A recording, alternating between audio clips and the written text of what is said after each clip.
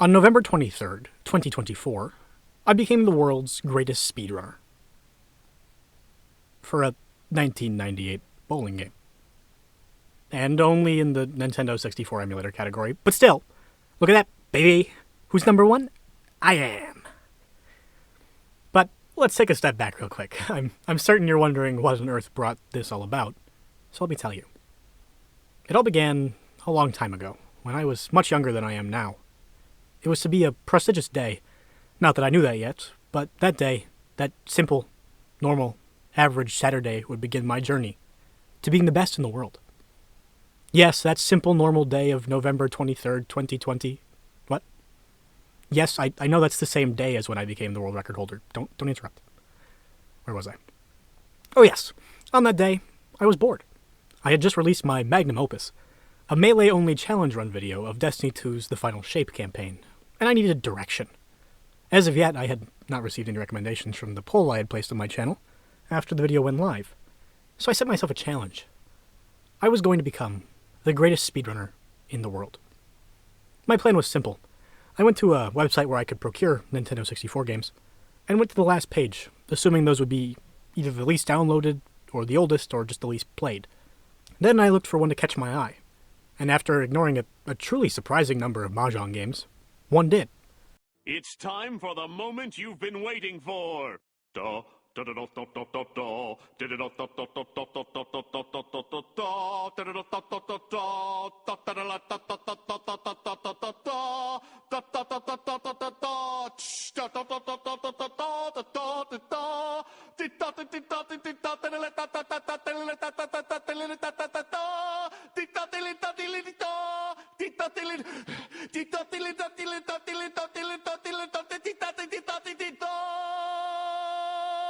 Preparing the Krabby Patty!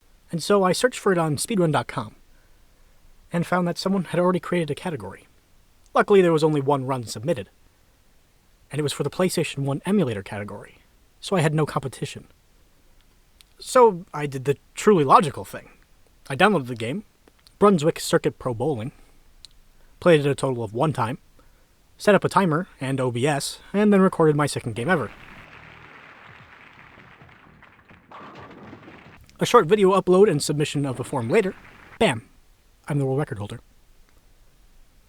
To be honest, I could have stopped there and still told this story, but I didn't, no.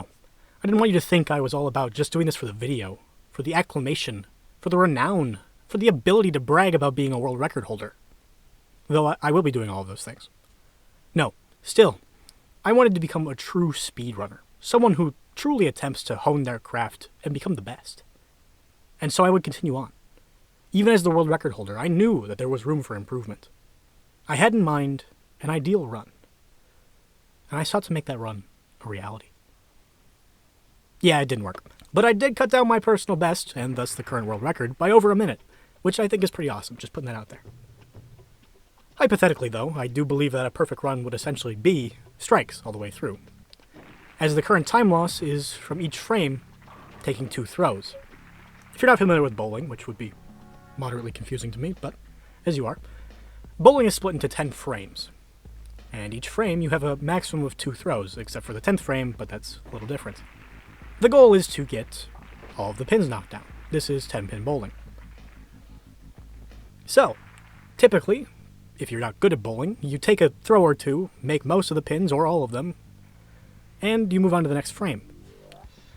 For some people, however, there is what we call a strike, and that is when you knock down all 10 pins at once. Now, Brunswick Pro Circuit Bowling is set up in the exact same way, set to emulate, the actual game of bowling.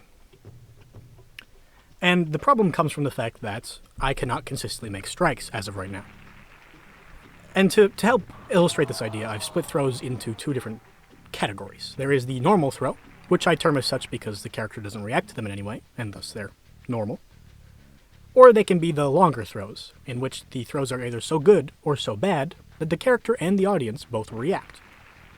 The average frame is, typically 1 to 2 normal throws, or 1 normal throw and 1 longer throw, or 2 longer throws if you just miss. That is an issue, because the reaction animations add time to each frame. So ideally, the fastest run where you would throw twice in every frame would be 2 normal throws. However, even though a strike is a longer throw, because there's a reaction to it, it cuts off that second throw. Therefore, aiming for consistent strikes would be the best choice. However, there is a bit of an issue to doing this. It seems the game randomly changes your aim after every throw. Why is that an issue when you can just re-aim and get a strike anyway, right? That's what you're asking. Technically, true. This is right.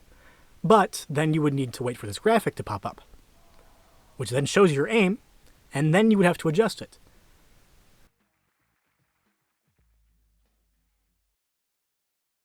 The problem with this is it takes time. And most of my runs would skip this animation even loading, and just go straight into it, and kind of hope to adjust based on previous throws. Typically, skipping this aiming portion saves, several seconds per throw, and with there being anywhere between 11 to 21 throws in a run, if it saves even, 5 seconds, that's anywhere between 50 seconds to 2.5 minutes, which is a pretty substantial amount in a run that takes just above 5 minutes right now. It seems like it's going to take a lot of luck, essentially, to get this perfect run. But don't worry. Being annoyingly persistent is one of my character flaws.